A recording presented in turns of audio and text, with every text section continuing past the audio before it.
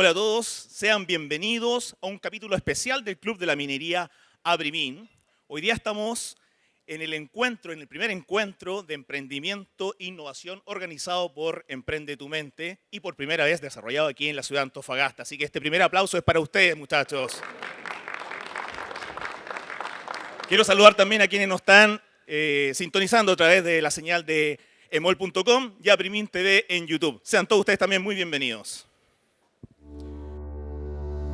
Emprende tu Mente es una corporación sin fines de lucro que tiene como objetivo conectar al ecosistema de emprendimiento e innovación con grandes empresas, empresarios, gerentes, mentores e inversionistas, para trabajar colaborativamente en torno al bien común para generar oportunidades, progreso y un desarrollo social y económico en Chile.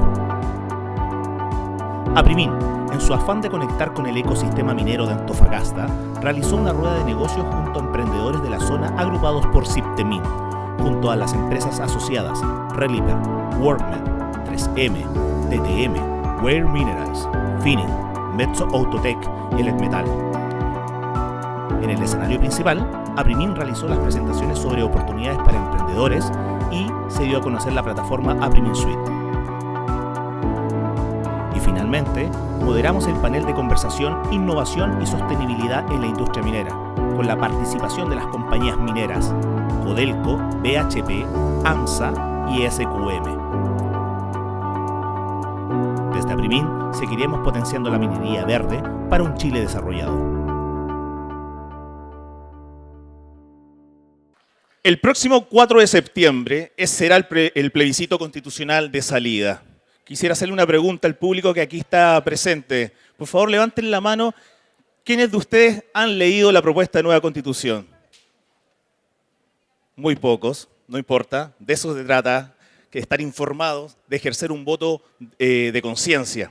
Es por eso que en la presentación que vamos a tener ahora, nuestro abogado, director ejecutivo de APRIMIN, Sergio Hernández, realizará un análisis de la propuesta de la nueva Constitución Política para que quedemos todos completamente informados. Entonces, de esta forma, procedo a presentar a Sergio Hernández, abogado de la Universidad de Chile, titulado con distinción en 1978, especializado en Economía, Tributación y Dirección de Empresas. Ha sido vicepresidente ejecutivo de la Comisión Chilena de Cochilco, chairman del Grupo Internacional de Estudios del Cobre Lisboa, director del Banco Internacional, gerente jurídico de un importante conglomerado empresarial en Santiago de Chile, subsecretario de Minería de Chile entre los años 94 y 97, integrante del Consejo de Ministros del Comité de Inversión Extranjera, director de compañías de seguro y empresas industriales y comerciales, profesor de Derecho Tributario y Económico, autor del libro El impuesto específico a la actividad minera, expositor y panelista en políticas públicas en minería y en economía mundial en diversos países de los 5 continentes. Representante de Chile ante la Autoridad Internacional de los Fondos Marinos, que regula la explotación de minerales en aguas internacionales. Premio Profesional Destacado en Minería en Latinoamérica, otorgado en el 2016 por la Fundación para la Minería Argentina. Recibamos con un fuerte aplauso al abogado y director ejecutivo de APRIMIN, Sergio Hernández. Bueno, muy buenas tardes, feliz de estar aquí. Nuestros agradecimientos a ETM, el Encuentro de Emprendedores aquí en Antofagasta. Y quisiera comenzar haciendo una pregunta. ¿Qué haría Antofagasta sin minería? ¿Qué haría Chile sin minería? Sin la nueva minería, la que estamos construyendo, cada vez más limpia. ¿Qué haría, vámonos un poco más allá, qué haría el planeta Tierra sin la solución que la minería le ofrece para que tengamos un mundo más limpio? ¿Qué haría el mundo sin el cobre, sin el litio, para obtener los objetivos de la descarbonización? Porque es el cobre y el litio, principalmente, más 8 minerales más, los que van a permitir la transformación energética y la electromovilidad. Siempre hemos querido decir en el último tiempo, no miren la minería como fue. Fue contaminante. Aún algo queda, pero estamos progresivamente desarrollando procesos limpios, cada vez más limpios. Lo que no ha terminado, hay que ser justo y reconocerlo, pero vamos camino a pasos acelerados a que el proceso minero sea limpio y le entreguemos al mundo la solución para mitigar el cambio climático. Esa es la minería hoy, y mejor va a ser en unos años más. Y Antofagasta es la perla que le entrega al mundo principalmente el cobre que necesita. ¿Qué haría Antofagasta sin minería? ¿Y qué haría Chile y el planeta sin la minería de Antofagasta? Veamos qué nos dice la propuesta constitucional sobre la minería, pero además sobre todos los otros aspectos que consideramos que directa e indirectamente influyen en el desarrollo de este sector. Primero, nos dice que Chile es un Estado social democrático de derechos. Bien dicho. Chile tiene que ser un Estado social y democrático de derechos. A nadie le cabe duda. Hay cosas positivas en esta propuesta. Pero nos dice además que es plurinacional. Plurinacional, no pluricultural solamente. ¿Qué significa ser plurinacional? ¿Qué es una nación? Una nación es una comunidad social, con una organización política común y un territorio propio, y órganos de gobierno propio, que es soberana e independiente políticamente de otras comunidades. ¿Y somos plurinacionales?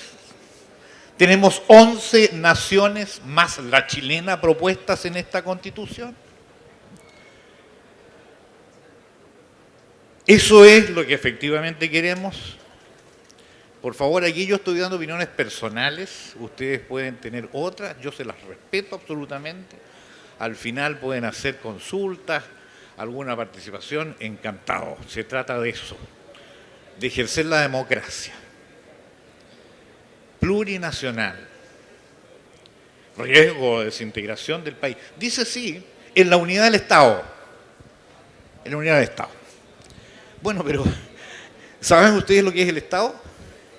Es la nación políticamente organizada. Entonces, ¿cómo va a haber unidad del Estado políticamente organizada con 11 naciones? Hay contradicciones, hay falta de entendimiento de conceptos jurídicos, se lo quiero decir francamente. Aquí la precisión jurídica está absolutamente ausente. Aquí y en otras normas, con la dificultad que significa eso. ¿Qué más nos dice? Que hay 11 naciones indígenas y que esas 11 naciones tienen gobierno propio, autonomía política, administrativa y financiera.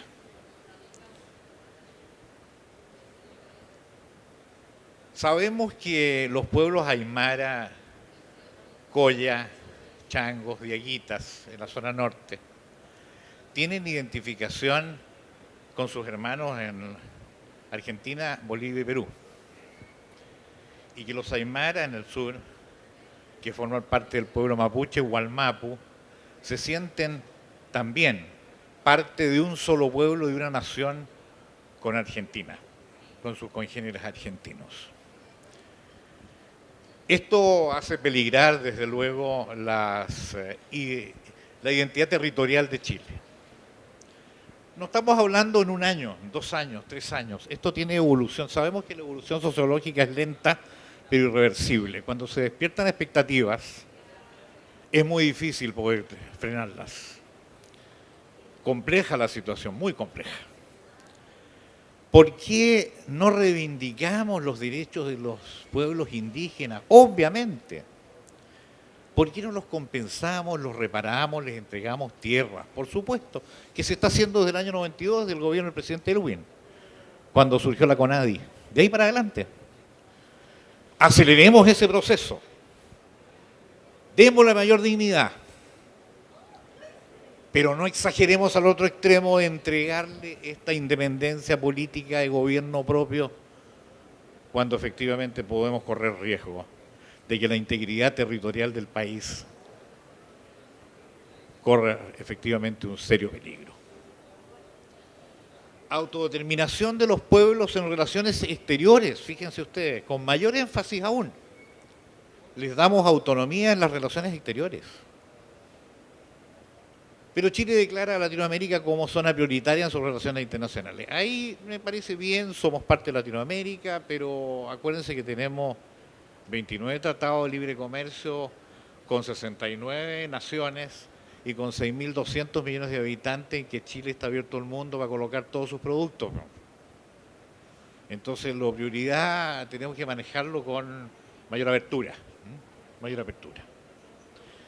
Se le da rango constitucional a los tratados de derechos humanos. Impecable. Pero solo los tratados de derechos humanos, no los tratados de libre comercio. Como si el mundo no fuera hoy global. Como si el mundo fuera igual hace 50 años. No, si el mundo es global, si tú aprietas una tecla aquí y el mundo está a nuestros pies. Y Chile se ha abierto al mundo en los últimos 30 años desde el advenimiento de la democracia, con muchas más ventajas que las desventajas. Porque las hay desventajas, sí, las hay. Cuando la economía mundial está compleja nos llega. Pero cuando la economía mundial está bien nos llega 20 veces mejor. Y los progresos que ha tenido Chile por su apertura al mundo son enormes, mucho más que las desventajas puntuales que efectivamente ocurren. En materia de derechos fundamentales, que es, yo diría, la parte mejor lograda de la Constitución, que nadie se opone a que los derechos fundamentales lleguen, ojalá, a toda la población. ¿Quién duda de eso? Se dice que la persona humana es el titular de los derechos y estos no serán regresivos. Impecable, en mi opinión. Naciones indígenas titulares de derechos colectivos. Perfecto, es la costumbre de estos pueblos, respetándosela, garantizándosela. Derecho a la verdad sobre violaciones a los derechos humanos. ¿Qué duda cabe? Igualdad sustantiva, no hay grupos privilegiados. Aquí hay una cierta contradicción. Porque la igualdad sustantiva es más allá que la igualdad. La igualdad sustantiva es no solo la igualdad de oportunidades, sino que es la igualdad de resultados. Y eso puede tener algún problema con los méritos, con los esfuerzos, con los sacrificios, que son desiguales, sabemos que son desiguales, y merecen por lo tanto compensaciones desiguales. Ahí hay un problema. Pero resulta que dice que no hay grupos privilegiados y está lleno de privilegios la propuesta constitucional, lleno de privilegios, ya las vamos a ver. No hay igualdad ante la ley, no la hay.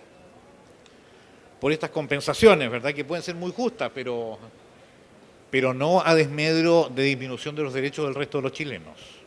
Eso que quede claro. Derechos de los reclusos como derecho fundamental. Los reclusos tienen derecho a estudiar, a trabajar, al ocio, al deporte. Está perfecto, son dignidad de la persona. Pero aquellos reclusos que después salen en libertad porque no se pudo demostrar su culpabilidad tienen derecho a una indemnización del Estado por cada día que estuvieron presos. Esto en doctrina penal jurídica se ha discutido durante siglos, y nunca ha procedido a estar en un texto legal una cosa como esta, porque si bien es cierto puede haber muchas injusticias a veces en personas que han estado detenidas y que después son absueltos, hay muchos casos de personas detenidas que como las exigencias para detener y poner preso a una persona son tan exactas en los códigos penales que muchas veces personas que tienen culpabilidad salen efectivamente absueltos. Es decir, esto puede ser un premio y un estímulo para delinquir. Jodido el tema.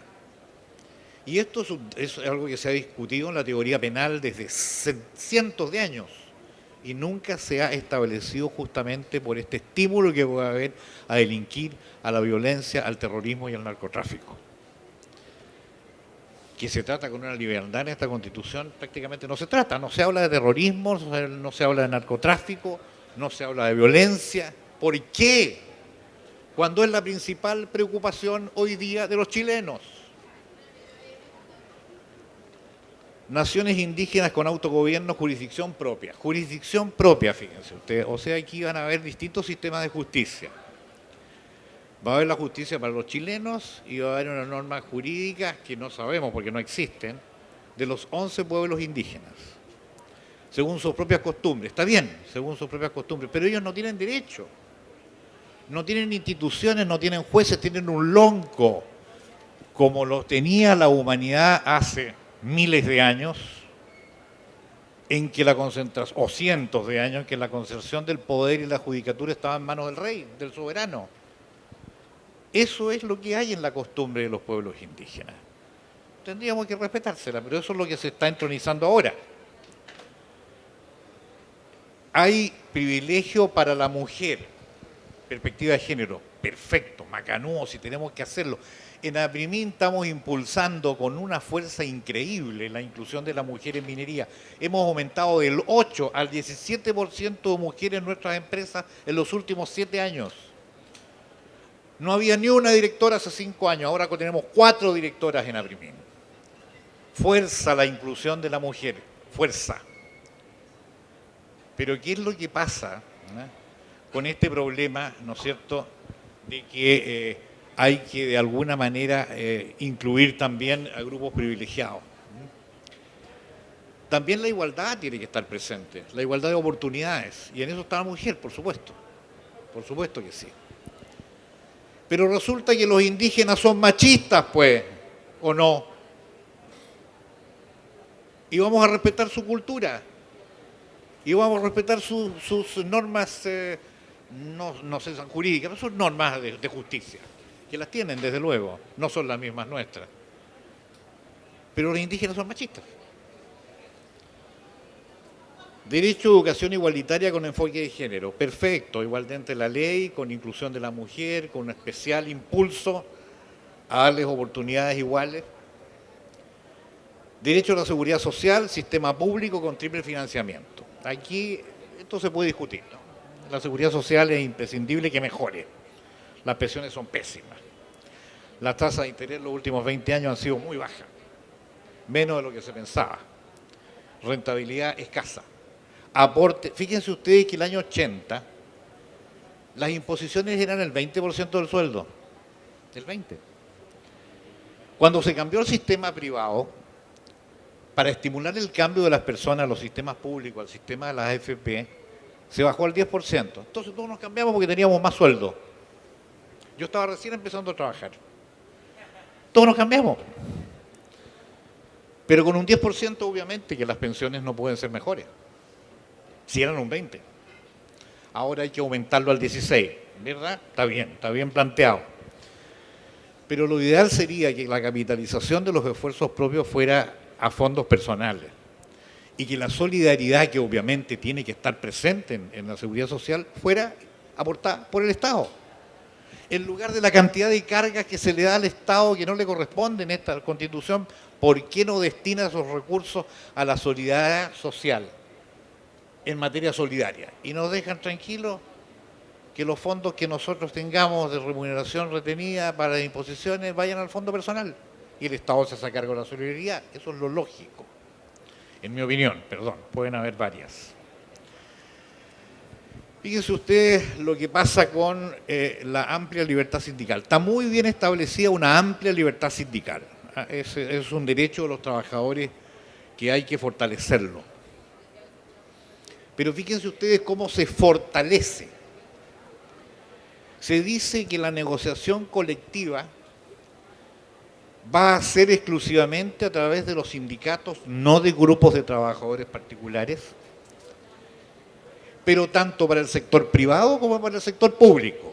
Es decir, todo el sector público puede negociar colectivamente, no solo negociar la ANEF con el ministro de Hacienda los reajustes remuneracionales, sino que negociación colectiva pública con derecho a huelga. Sector público, ¿eh? salvo las Fuerzas Armadas y Carabineros, entendible, pero también pueden ir a huelga a los hospitales. También pueden ir a huelga al registro civil. Cualquier servicio público que usted necesite el día de mañana, es decir, la puerta está cerrada, estamos en huelga. Eso está ocurriendo. Es cierto que se dice, excepto que se califiquen algunos de servicios esenciales, como existe hoy día en la huelga privada, ¿verdad? Que para no detener una máquina que se rompe o que no puede operar después, hay que alguien que cuidarla. Eso es cierto, se dice. Pero ¿quién nos va a asegurar cuáles van a ser los servicios esenciales que vamos a poder seguir recurriendo como chilenos al Estado, que nos tiene que prestar todo lo que necesitamos? Algo peor, ¿eh? Hay algo peor. La huelga por privados y por públicos puede ser declarada por cualquier razón que libremente determinen los sindicatos. No dentro de la negociación colectiva solamente. Si usted quiere como sindicato declarar la huelga por solidaridad con el paro de los camioneros del sur, podrían todos los sindicatos en Chile votarse a huelga y nadie les puede decir nada porque la ley no se los puede impedir, dice expresamente. Es decir, tremendo estímulo a la revolución popular en Chile. Lo digo con todas palabras. Así de claro. Tremendo estímulo a la revolución popular. Porque pueden haber cientos de sindicatos en Chile en huelga por la razón que ellos libremente determinaron, fuera de la relación con su empresa, que además puede estar quebrando desde luego, y ellos también se pueden quedar sin trabajo, por las razones que quieran, sin que la ley se los pueda limitar, lo dice expresamente. Esto es un riesgo gigantesco, gigantesco. Yo no sé cómo pudo pasar esto, y se discutió en la convención, y porfiaron y quedó, por más de 103 votos a favor. Los trabajadores participan en decisiones de las empresas. Esto es una antigua aspiración, parece que razonablemente pueden haber instrumentos de participación, desde luego. Pero en las decisiones de la empresa es un poco complejo, ¿eh? Porque la empresa tiene un objetivo, ¿verdad?, que va más allá del mero interés del trabajo. Y eso es complicado. Vamos a ver cómo se materializa en la ley, antes de sacar conclusiones más claras. Derecho a la vivienda digna. Se dice por ahí que pasamos del sueño de la vivienda propia a la vivienda digna. Bueno, la Constitución asegura la vivienda digna. Eso es una buena intención, ¿no? Pero ojalá dijera derecho a la vivienda propia. No lo dice. Derecho a entorno libre de violencia. Derecho al entorno libre de violencia. Impecable decirlo.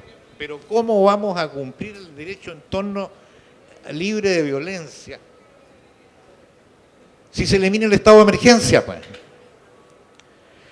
Quiero explicar un poco lo siguiente.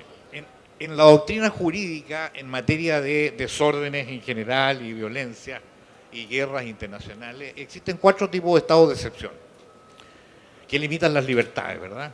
Que son bastante justificados.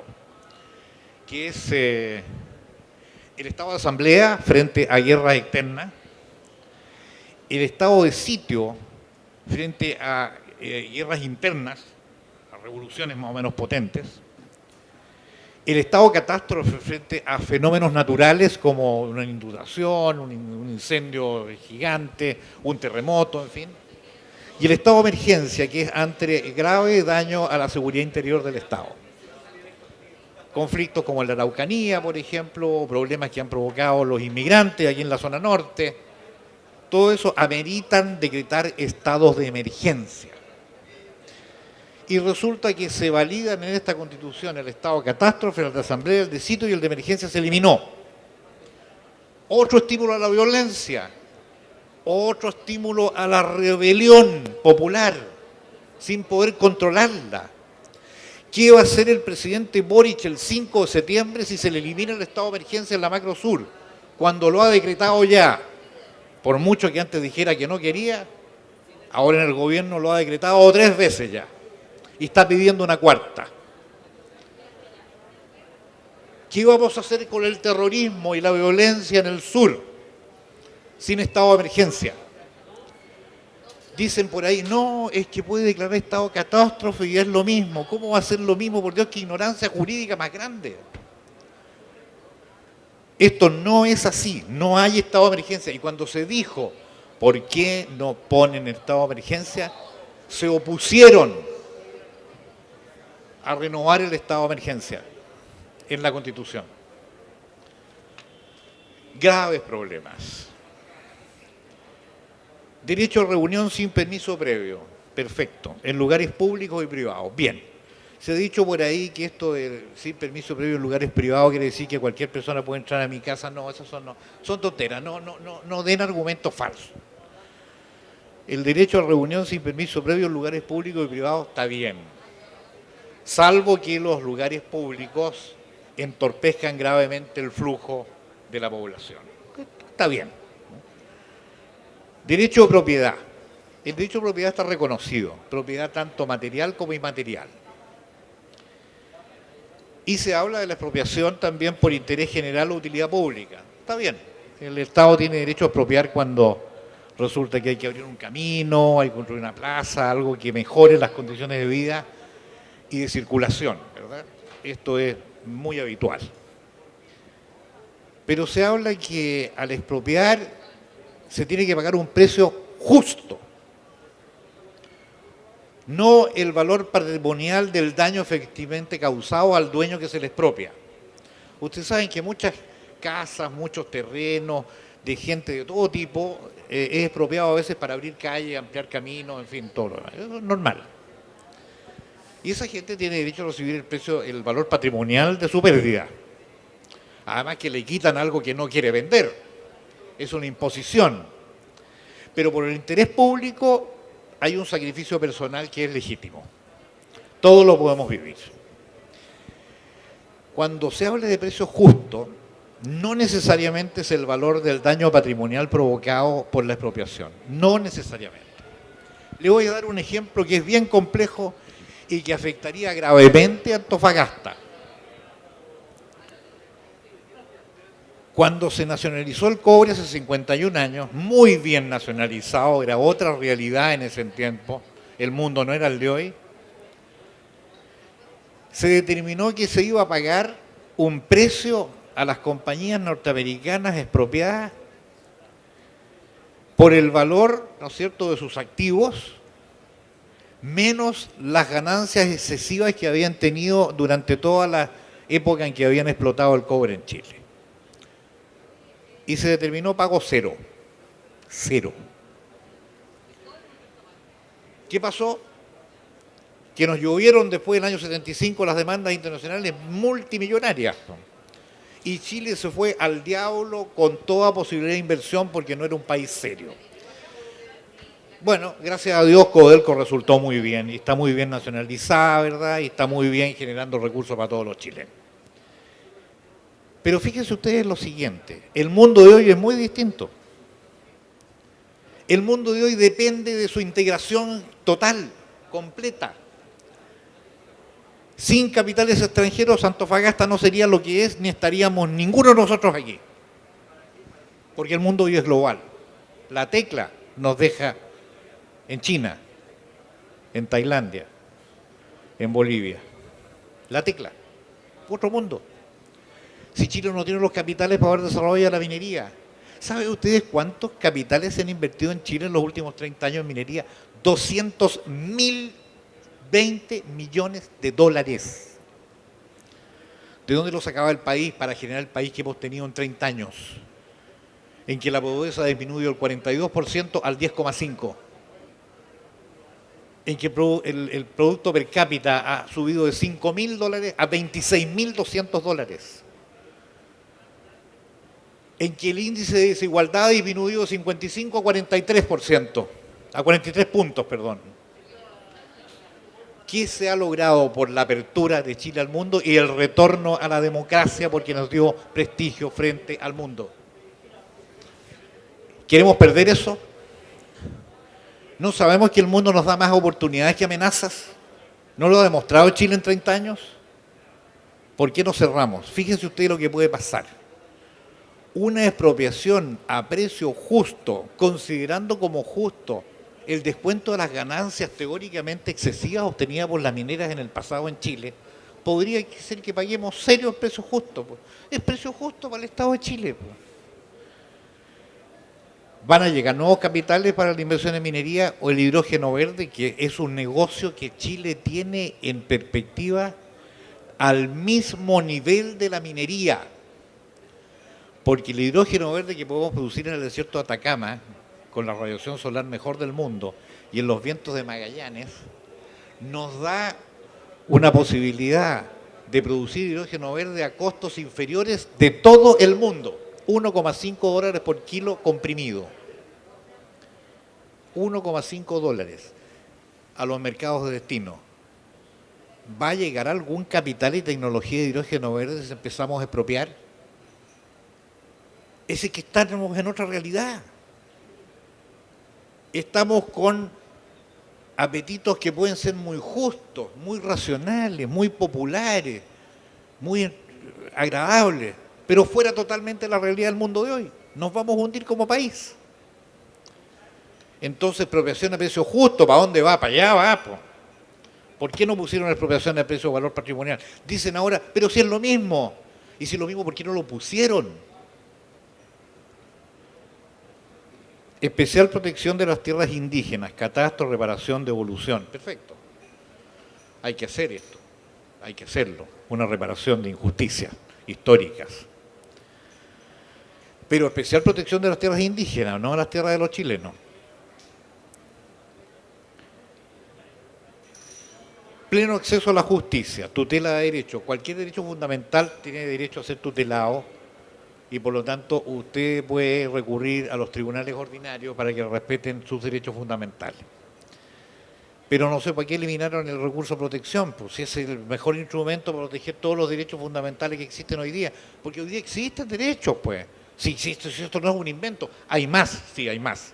Son bastante más claros porque el mundo moderno ha aumentado los derechos sociales de las personas, impecable. Pero ¿para qué eliminar el recurso de protección y lo cambian por una tutela que se va a demorar años en tribunales civiles? Imagínense ustedes las decenas y centenas de miles de demandas para hacer cumplir los derechos fundamentales entre los tribunales chilenos. Va a ser un caos. ¿Por qué no establecieron el recurso de protección que era rápido entre las cortes? En fin. Se crea la Defensoría del Pueblo para proteger a la gente de los derechos humanos, impecable. Pero ¿por qué se negó la Defensoría de las víctimas? Las víctimas no están en la Constitución, están los reclusos, pero no están ni las víctimas, ni está el terrorismo, ni está la violencia. No está. No está en la Constitución. Uno tiene derecho a preguntarse, ¿qué hay detrás de esto? ¿Qué hay? Una revolución institucional, desde luego. Eso es un borrón y cuenta nueva a todo el país. La naturaleza tiene derechos, perfecto. Pero fíjense ustedes que aquí hay un rompimiento de un principio jurídico que es habitual. Las personas son las que tenemos derechos y obligaciones de respetar la naturaleza. Pero la naturaleza es un ente. No tiene derechos. Esto es un rompimiento total de los principios universales del derecho. No es que le quiera negar derecho, quiero decir que los humanos tenemos obligación de respetar la naturaleza. Con todo lo que se dice aquí que hay que respetarla, por supuesto. Pero ¿para qué alterar un principio tan claro jurídico, universalmente válido? Derecho de los animales y protección y buen trato, perfecto, impecable, un concepto nuevo muy valioso sobre todo hoy. Gestión de residuos obligatorios, perfecto, pero si eso ya está en todas las leyes, pues la responsabilidad especial del productor, protección de los residuos, eso está son cosas que la legislación y la sociología moderna ha establecido, ¿no es cierto?, ya, y que está ahora siendo reconocido en una nueva propuesta constitucional. Se establecen bienes comunes naturales. Los bienes comunes naturales son el mar, el fondo marino, las playas, los humedales, los glaciares, los campos geotérmicos, los ríos, la atmósfera, la alta montaña, las áreas protegidas, los bosques nativos, el subsuelo y demás por ley. Parece bastante bien, bastante lógico, pero fíjense que dicen bienes naturales el subsuelo. No me importa, el subsuelo es un bien natural, nadie lo duda. El tema son las normas que vienen después. Inapropiables son el agua, el aire, las playas y los demás que la ley establezca. No sabemos cuántos más van a ser. Entonces uno dice, el agua inapropiable. Fíjense ustedes las palabras que se usan, inapropiable el agua. ¿Quién duda que lo que tenemos que establecer es el uso prioritario humano del agua? Eso es lo que hay que decir. Pero bien inapropiable el agua, o sea, no la puedo tomar, no la puedo consumir. El Estado, si fuera el único que produce y distribuye el agua, no va a poder distribuirla, si es inapropiable, pues. Errores jurídicos evidentes. Esta Constitución es jurídicamente, realmente, de una falta de rigurosidad. A mí como abogado me parece increíble. Increíble. ¿Por qué se dice ahora que a lo mejor si gana el rechazo sería bueno con una comisión de expertos? Pero evidente, entre expertos y convencionales nuevos, claro. Pero los expertos tienen que estar, pues. Si esto es una aberración, la redacción jurídica de esta propuesta constitucional. Fíjense ustedes lo que están haciendo hoy día en las mineras con las plantas desaladoras para evitar el consumo del agua continental, para privilegiar obviamente el consumo humano. 17 plantas desaladoras en el país y 12 más en construcción. Impulsión de agua de mar, desalación para las faenas mineras, y no solo para las faenas mineras, sino que para purificar el agua. Y aquí en Antofagasta y Mejillones tiene agua desalada, ¿no es cierto? Para consumo humano incluso. Porque gracias a la tremenda demanda que genera la minería en Antofagasta, es posible invertir en plantas desaladoras con economía de escala de costos unitarios de producción menores que favorecen a la población también. Pero ahora, ¿quién va a invertir en una planta desaladora si no se puede apropiar del agua? No se puede. Le van a dar autorización de uso.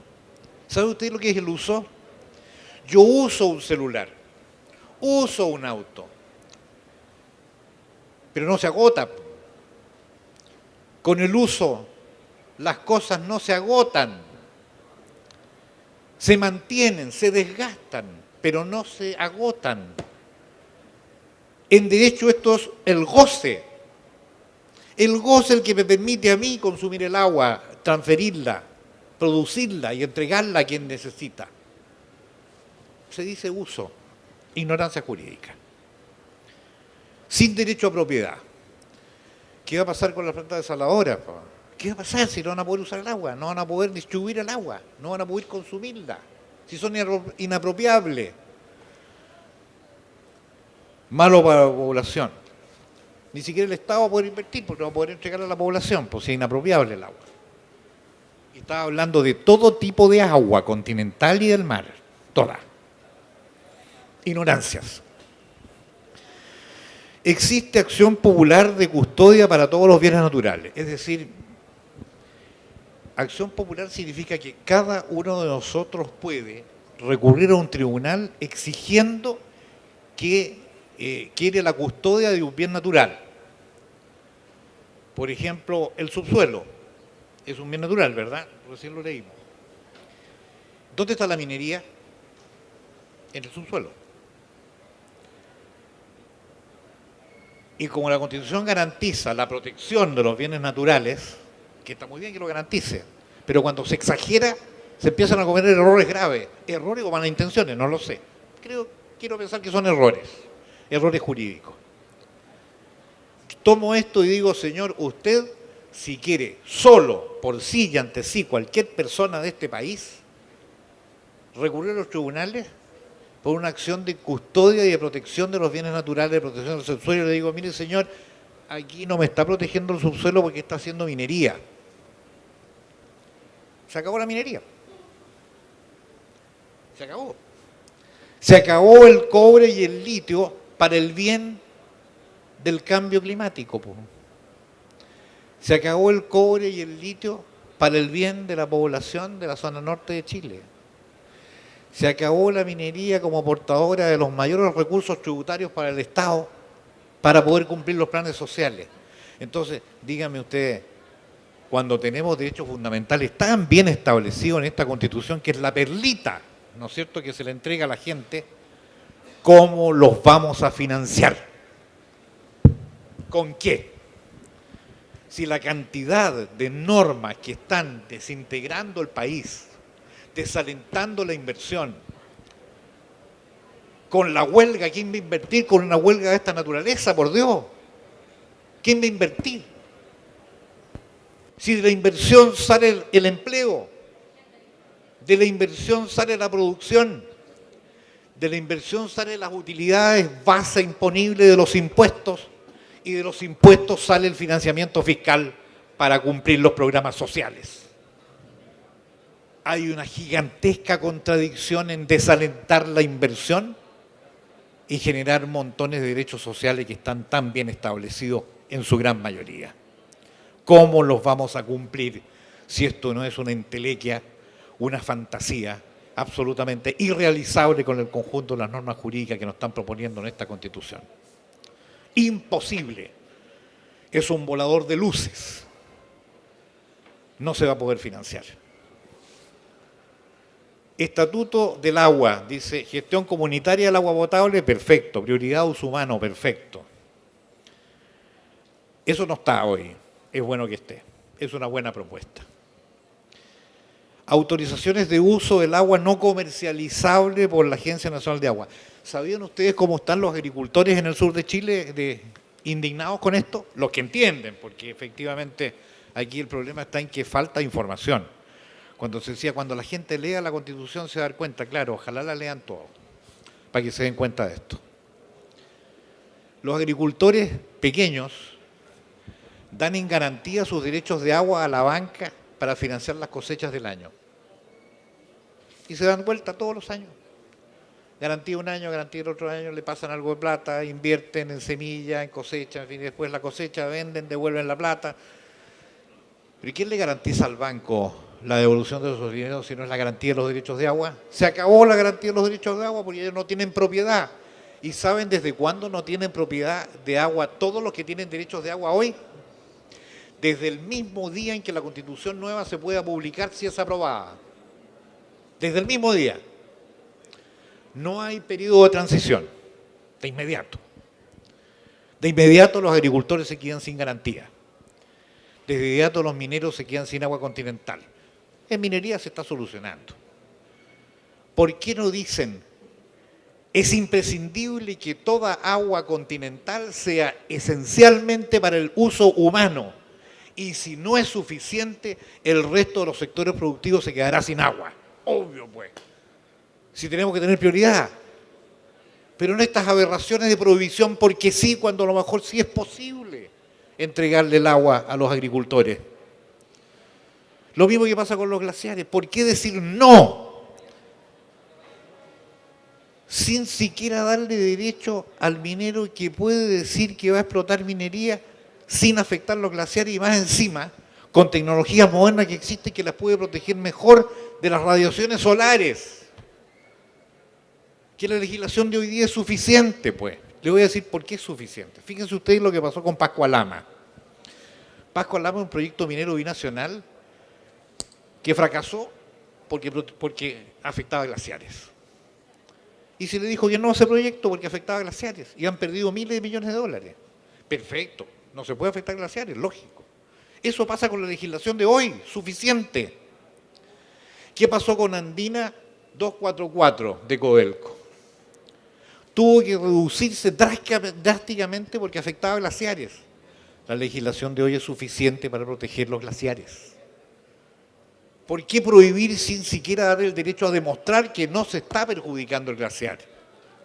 Y que más encima con nueva tecnología se puede proteger mejor de la radiación solar, del deshielo. Porque eso es lo que hace la minería, generando soluciones tecnológicas. Ninguno de los que están aquí estaríamos aquí sin la minería. Y esto que está aquí, y los que estamos aquí, estamos en riesgo con este conjunto normativo que se nos está proponiendo. Continúo con otros temas ahora. El sistema político. Participación democrática. La participación democrática hoy día es fundamentalmente representativa, ¿verdad? El presidente de la República nos representa, los diputados, los senadores nos representan, los alcaldes, los concejales, todos nos representan. Se crean instancias de participación de lo que se ha denominado democracia directa. Hay instancias que son muy positivas de democracia directa, como por ejemplo el convenio 169 de la Organización Internacional del Trabajo, que le garantiza a los pueblos indígenas y en general a los pueblos, porque se ha extendido este derecho, a participar en la opinión sobre cualquier proyecto que pueda tener afectación ambiental o que pueda afectar a la comunidad. Impecable. La participación. Porque es lógico, la gente tiene derecho a hablar.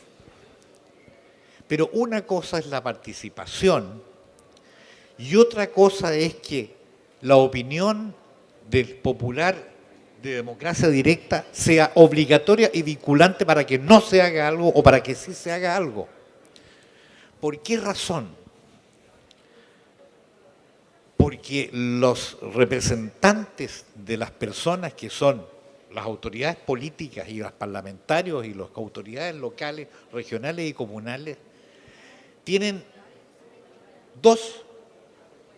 emanan dos cosas de esa autoridad.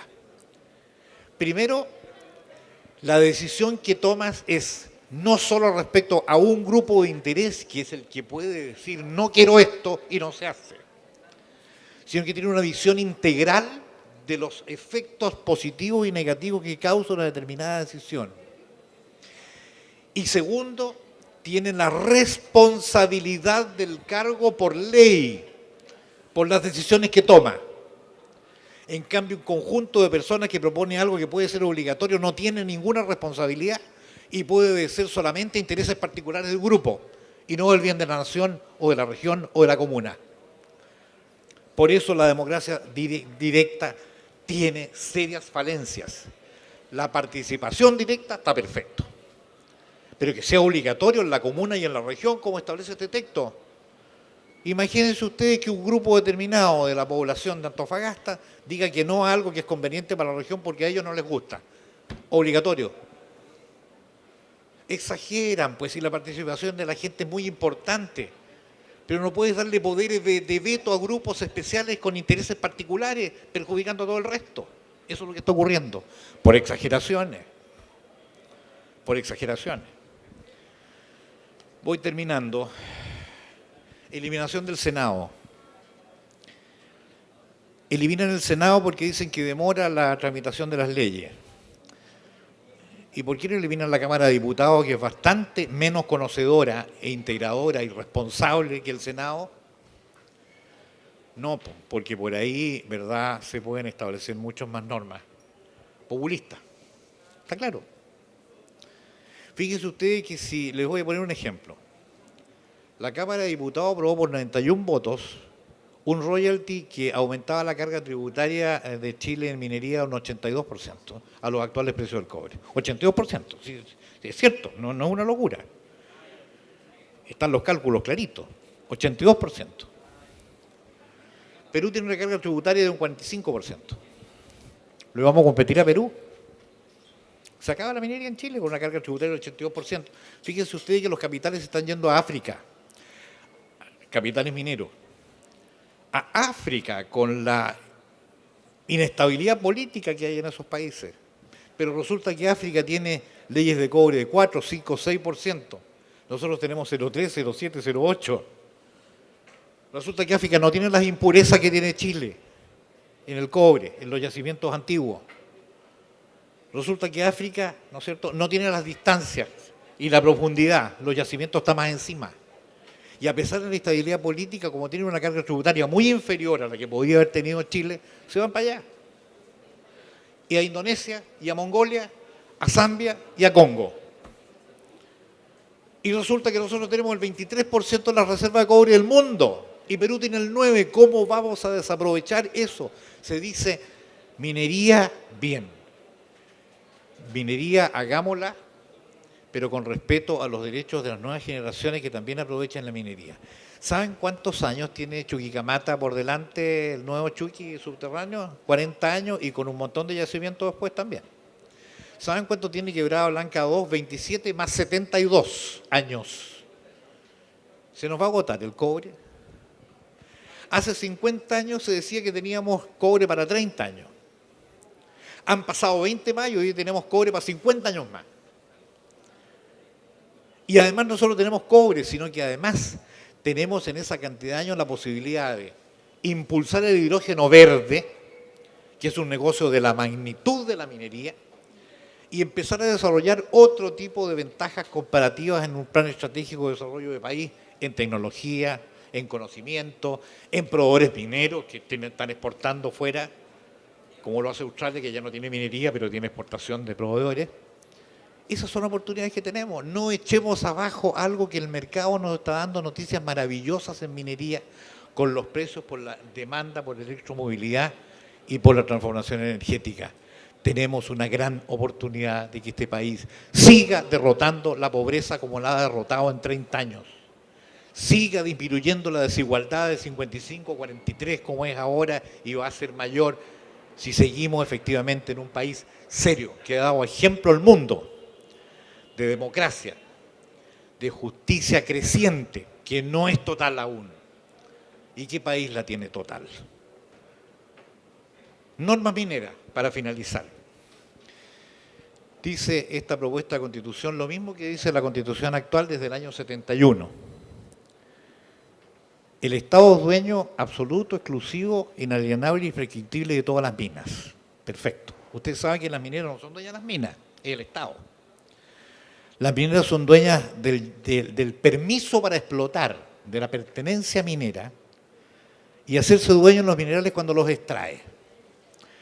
Por eso el Estado puede cobrar un royalty justificadamente, porque tiene que cobrar un royalty. Si está cobrando los del año 2004, existe un royalty en Chile. No digan que no existe. Lo que pasa es que se llama impuesto específico de la actividad minera, pero el fundamento es el fundamento del royalty. El deterioro del Estado por el patrimonio que pierde al extraerse el mineral. Entonces se paga justamente un royalty que puede ser mayor al que existe hoy, desde luego. Hay espacio para que sea mayor. Hay espacio para una carga tributaria no del 42 como tenemos, de un 48, es cierto. Pero no exageremos, porque vamos a perder competencia. ¿Dónde está el problema? En que dice además esta norma constitucional lo que no dice la actual, ni la del presidente Allende, que no lo decía. Pero esta sí lo dice. Fíjense lo que dice. Que el Estado es dueño inalienable. Inalienable significa que no puede enajenarlo, que no puede transferirlo, que no puede comercializarlo, por lo tanto, de todas las sustancias metálicas y no metálicas. ¿Cómo vamos a hacer minería si no se puede vender la sustancia metálica y no metálica? ¿Esa es la intención? ¿Que el día de mañana alguien vaya al Tribunal Constitucional y prohíba toda actividad minera? ¿O es un error jurídico flagrante y realmente absurdo? ¿Qué es eso? ¿Qué es eso? Por favor, o mala intención o error, no hay otra posibilidad. Y sin embargo, más adelante se dice que el Estado dictará una política minera con interés intergeneracional, de carácter finito, ¿no es cierto?, con respeto ambiental y a las comunidades. Perfecto.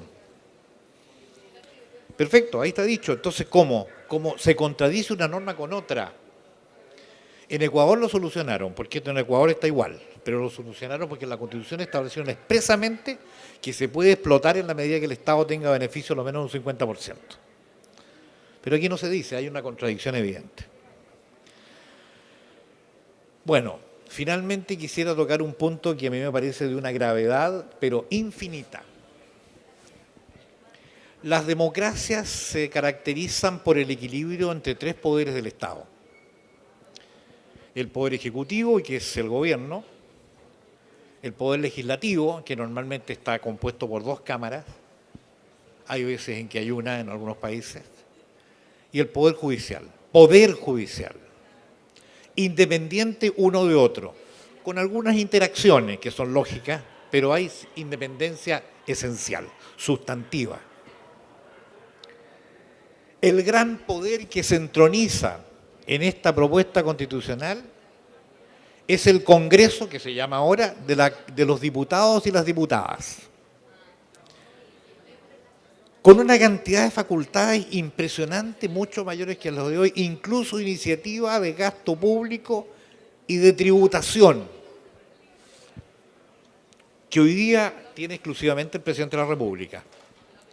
¿Por qué? Porque tiene la responsabilidad del manejo de la finanza pública, no la tiene la Cámara de Diputados, ni la va a tener. Si cuando uno tiene atribuciones, tiene consiguientemente responsabilidades. Denle atribuciones a la Cámara de Diputados a 6 meses de unas elecciones, aumenten los tributos, la gente es feliz, vota por ellos y no tiene ninguna responsabilidad. Ninguna. La tiene el gobierno. Y se le da facultades de proponer tributos, establecer tributos, con concurrencia presidencial, sí. Tiene que concurrir el presidente. Pero si no concurre el presidente, los 2/3 de la Cámara hacen que los tributos existan. Populismo total. Fíjense ustedes, con estas normas, ¿qué va a hacer el país para responder a los buenos derechos fundamentales que están establecidos en esta Constitución? Si no tenemos seguridad para la inversión, si estamos ahuyentando porque estamos discutiendo ahora los tratados internacionales que Chile ha suscrito, que tan bien nos ha hecho como país, si estamos en el fondo impidiendo o disminuyendo las ventajas y la seguridad para la inversión, disminuyendo la posibilidad de empleo, ahuyentando los capitales internacionales, ¿cómo vamos a financiar los derechos fundamentales? Y con esto termino. Con endeudamiento o con emisión de billetes del Banco Central. Emisión de billetes del Banco Central, inflación al tope. Endeudamiento público. ¿Vamos a tener como Argentina el 120% de endeudamiento de su Producto Interno Bruto? Hoy día tenemos un 38% de deuda fiscal respecto al Producto Interno Bruto, razonable. ¿Acaso no perjudica mucho más a las generaciones futuras que tengamos que endeudarnos con el exterior porque no tenemos suficientes impuestos? Porque están convencidos de que si aumenta la tasa de los impuestos van a tener más recaudación.